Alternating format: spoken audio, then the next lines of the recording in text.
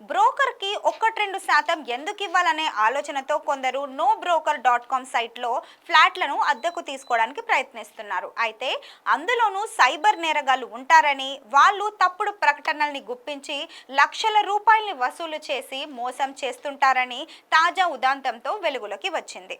మదినగూడకు చెందిన కమలేష్ అనే వ్యక్తి మై హోమ్ జ్యువెల్స్లో సింగిల్ బెడ్రూమ్ ఫ్లాట్ అద్దె ప్రకటనను నోబ్రోకర్.comలో ఇటీవల చూశాడు. అసలే మై హోమ్ జ్యువెల్స్ అతిపెద్ద గేటెడ్ కమ్యూనిటీ, అందులో సింగిల్ బెడ్రూమ్ ఫ్లాట్, వావ్, ఇదో బంపర్ ఆఫర్ అనుకున్నాడు. ప్రదీప్ కుమార్ శర్మ అనే అతను ఆయా ఫ్లాట్ యజమానిగా పేర్కొంటూ కమలేష్తో మాట్లాడారు. ఫ్లాట్ అద్దె, డిపాజిట్కు సంబంధించిన పూర్తి వివరాలు చెప్పాడు. ఫ్లాట్ను చూడడానికి కమలేష్ ఆధార్ కార్డ్, ఇతర అఫీషియల్ ఐడి కూడా చూపెట్టమన్నాడు.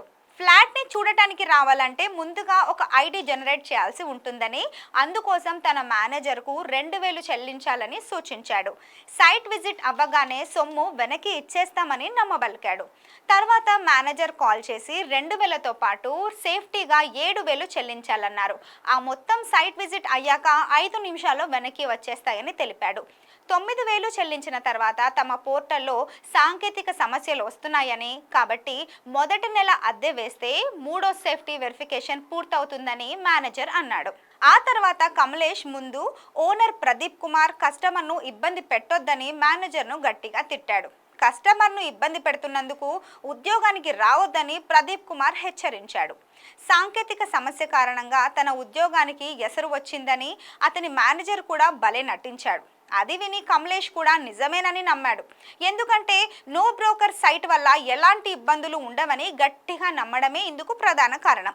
మొత్తానికి గాను కమలేష్ 12 లావాదేవీల్లో సుమారు 2,71,198ను ఫ్లాట్ను చూడకుండానే చెల్లించేశాడు.